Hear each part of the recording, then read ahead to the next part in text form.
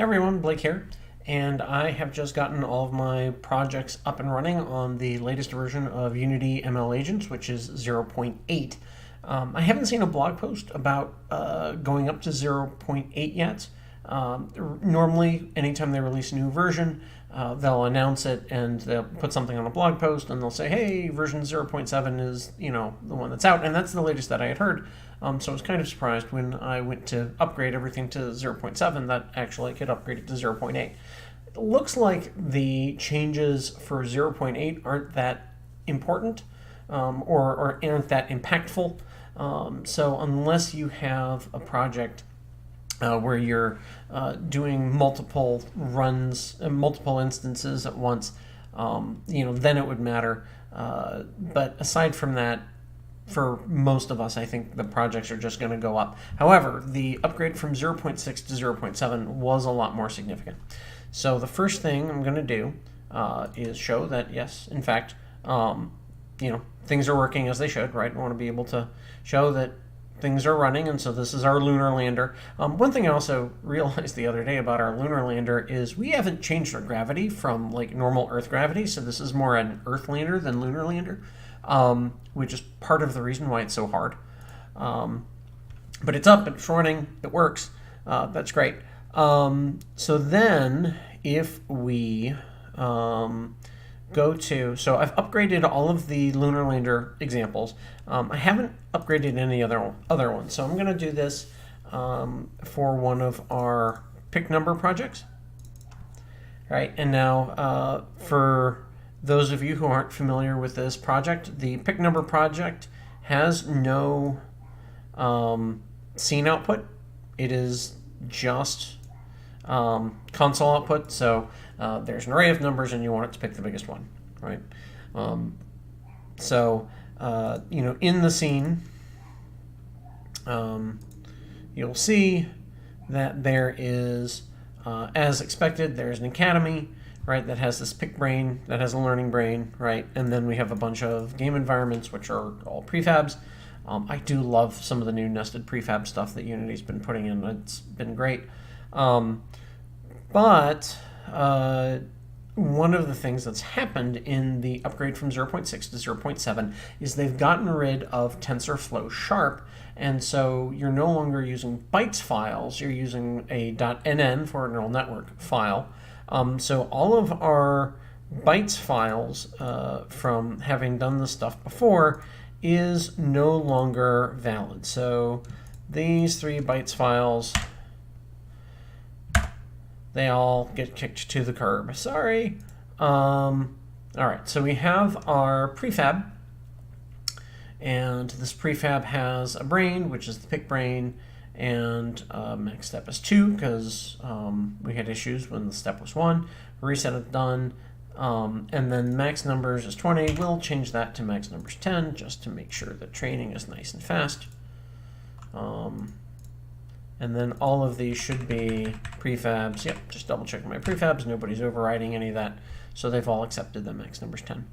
Now, the other thing is because we've gotten rid of TensorFlow Sharp for the inference engine, you're going to have to go to your player settings. If this is an older project, you likely have a setting in here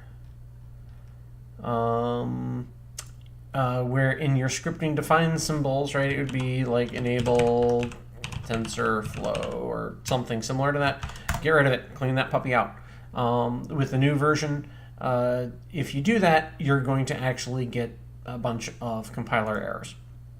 Okay, so the project is ready to go. However, our environment is not, right? So you go out, you download the latest, you overwrite or you delete your ml-agents Unity stuff, and then you're going to try to train it, and it's going to complain and say, oh, this training doesn't work because the version on your computer is different than what's in Unity. So the Python version is different than what's in Unity. And I actually had to dig around a little bit to find what I needed to change. So first I'm just going to open up command prompt And I'll bring that down here, broadcast area, right? And so, you got to download the new version, delete and move the old stuff. So you'll see I keep all my stuff on my E drive.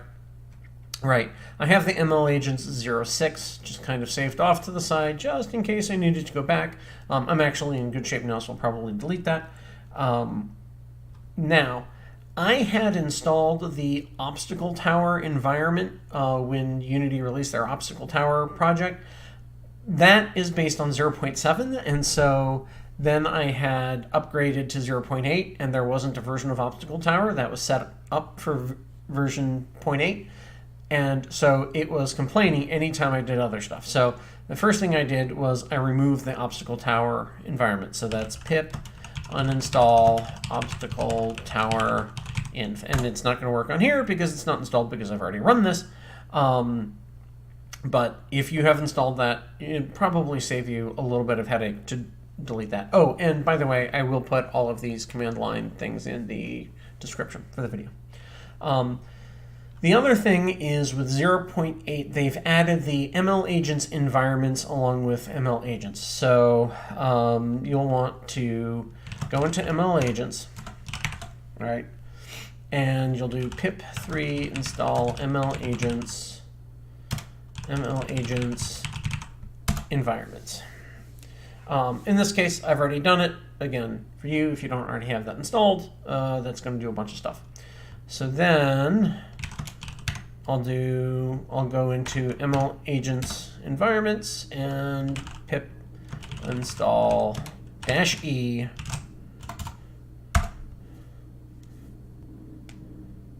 And again, here it worked.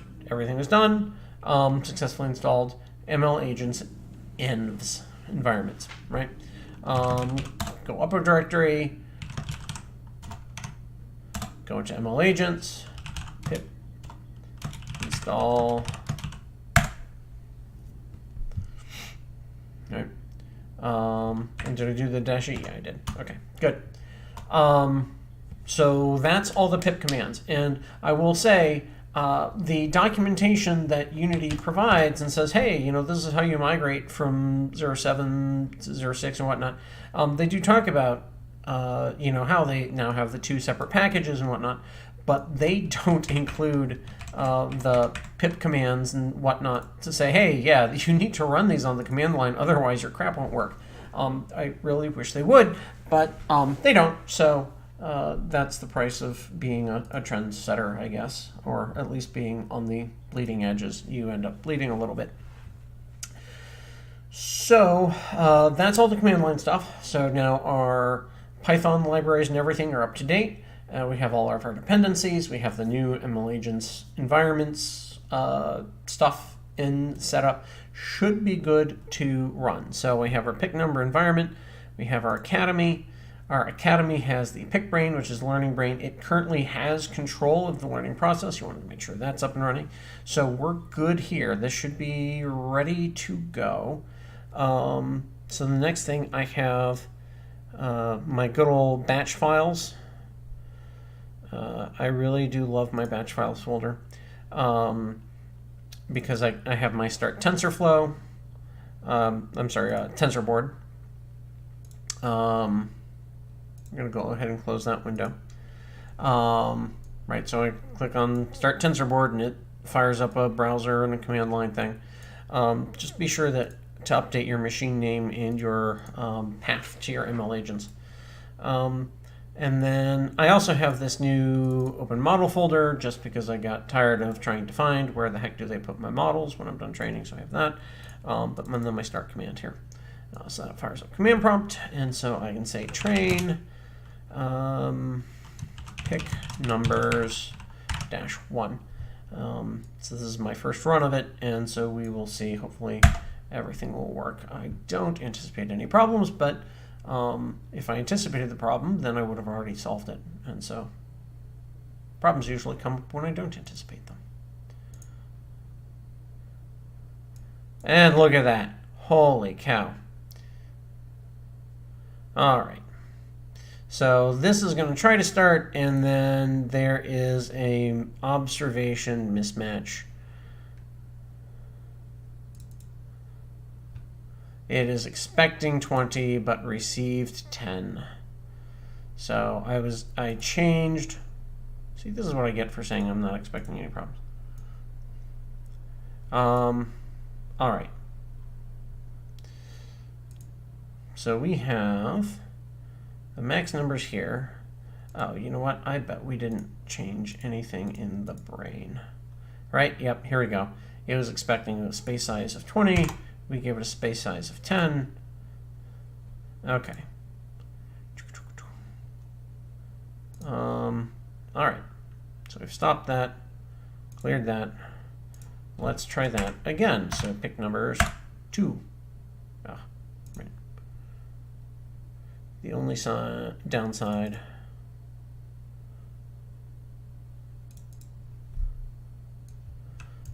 Train, pick numbers 2. Really need this batch file to go back to where it started from so that I can just keep using that train command over and over again. Or I could add something to the path, but okay. Let's try this again. There we go. Much happier. So one small misstep. But we are training away. And so if we pull up tensor board, right, and we will only show that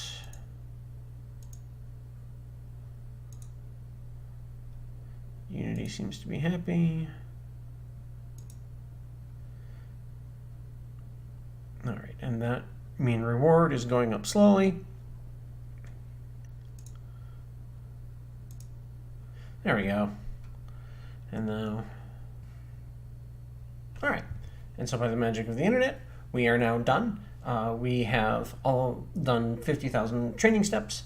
And you should see down here that it's exported a picbrain.nn file, and that will show up over here. And so you can just drag and drop that picbrain.nn over here. It's a nice little icon. Instead of a generic file icon, you can go to the brain, right? And then picbrain learning brain, drag and drop that bad boy over there.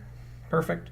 And then you go to your academy and turn off control. Now, there was no output while this was running. So I want to go to my pick agent and just uncomment this line so that we should get some kind of output when this bad boy runs. Maybe we're only going to run one of them because 10 feels like overkill. Oof. All right. So now I hit run. There we go. And it says reward 1 because it learned how to be perfect. Yep. It learned in the training, mean reward of 2, standard deviation of 0.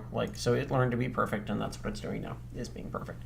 Which, again, 10 numbers, only pick the best one. Getting a computer to be perfect, that's not super hard.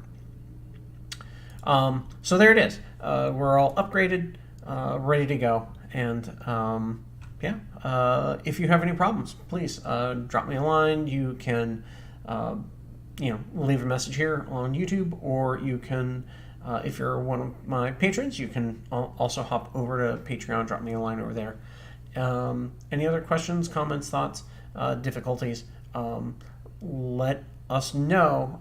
And I also appreciate when I'm seeing other folks in the community helping each other sometimes. Super awesome. Appreciate it. Thank you for helping each other. That's always super cool. Until next time. Next time. I'm going to be doing a quick project on optical rendering and using that as input to a neural network. And so this is a kind of a shorter video. So I'm going to do another short video just getting started using visual observations as input for a neural network. And so we have a minimum viable product we're going to use for that. So that's what's coming up next. So stay tuned. Hop over there if you're interested. All right. Till then, good luck and happy learning.